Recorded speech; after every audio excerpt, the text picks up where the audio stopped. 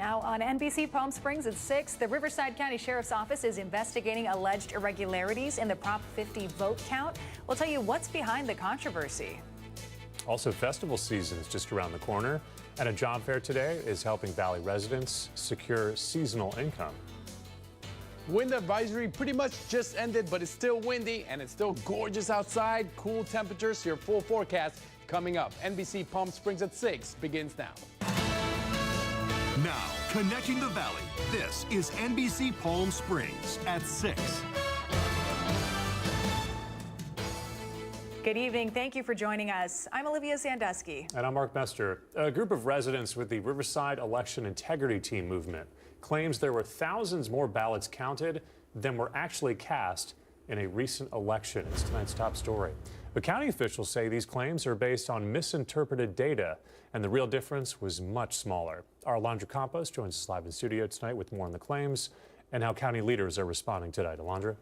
The allegations stem from a local group that calls itself an election integrity team. The group says it found what it believes is a discrepancy between ballots cast and ballots counted in a statewide special election in November. But county election officials say that isn't correct and that official data shows a different reality.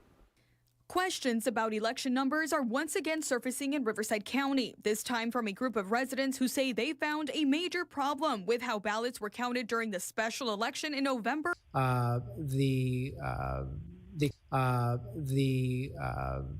correct number that should have been listed on those logs. There may be differences. Why? Because as I pointed out, there's a lot of hands in the pot. In other words, there's a lot of staff working, and it's very possible that those numbers were just not recorded as they should have. The Riverside County Registrar of Voters says the actual difference between ballots cast and ballots counted was just 103. And to find that variance, which falls under the industry standard of 2%, they compare the number of verified ballots with the number counted before results are finalized. During that same meeting, Art Tinoco with the Registrar of Voters claimed the group's data only took in the handwritten intake of records, which are estimates completed by election officers and not meant to reflect the final number of ballots. In a statement, Executive Director of Riverside County, Jeff Van Wagenen, said, open quote, "The Board of Supervisors and the Registrar of Voters office are committed to safeguarding free and fair elections in Riverside County. The Registrar of Voters continues to assist law enforcement's efforts to preserve election integrity. This is not the first time, however, that the county's election process has been placed under a microscope. A civil grand jury report on the 2020 election found no evidence of fraud in Riverside County and determined that votes were counted accurately." The sheriff's office has not released details about the scope of the investigation or when it could be completed. County officials say they remain committed to transparent and secure elections as questions about the vote totals continue to be reviewed. Live in studio, I'm Alondra Campos, NBC Palm Springs.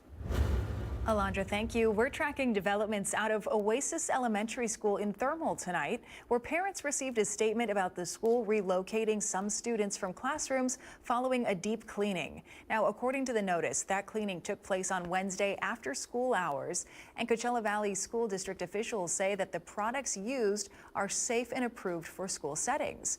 The district says students from those classrooms were temporarily relocated to other classrooms out of caution. District officials say fire department officials did visit the school today and confirmed the buildings are safe. Parents telling us they witnessed ServPro vehicles outside of the school when they arrived to pick up their children today and are concerned about the district's transparency. According to them, everything was non-toxic, but we heard reports that other children were complaining of health concerns and staff as well. And some of them were saying that they were told that they were being exposed to chemicals. A few nieces have developed a rash. They're complaining of feeling itchy and red in the area. So I would like for the school, for the district to take accountability and to be transparent with us, to let us know what's happening and what the plan is going to be moving forward. The cleaning at Oasis Elementary comes after the Coachella Valley Unified School District reported toxic mold findings at two other thermal schools, John Kelly Elementary and Desert Mirage High School.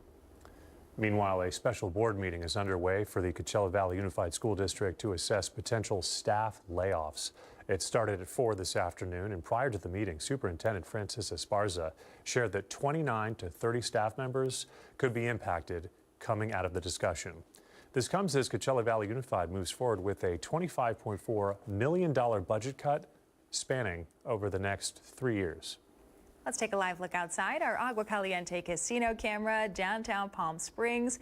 Looks like the palm trees aren't moving too much at this hour. They were really shaking just a few hours ago. We'll check in with Pablo Alsina tonight. We're keeping an eye on the wind in the valley today.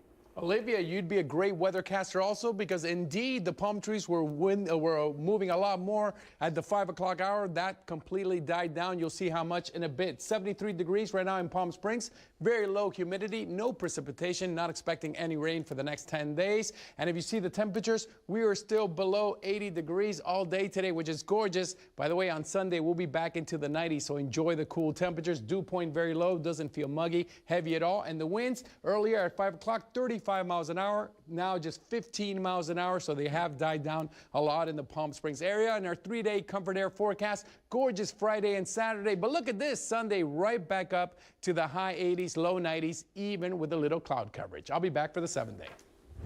All right, Pablo, thank you for that. Festival season is back with the Coachella Valley Music and Arts Festival being about a month away. However, the Polo Grounds already seeing a crowd with Golden Voice hosting a job fair on site.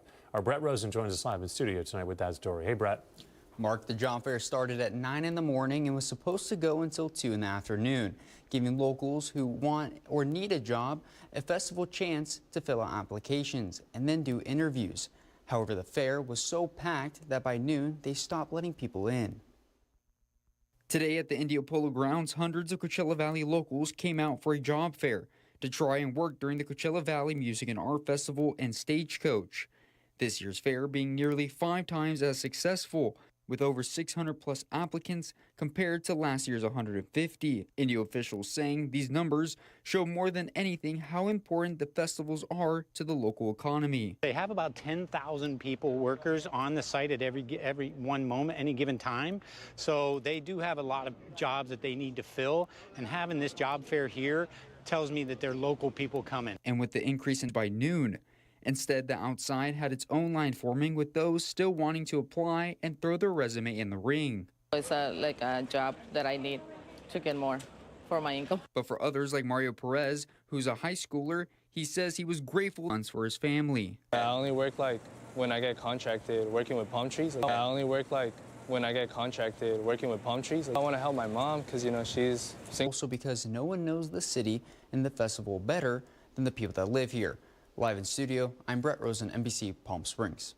All right, Brett, thank you for that. Coming up next on NBC Palm Springs, the current war in Iran is affecting mortgage rates here in the United States. How real estate agents say the numbers could impact buyers.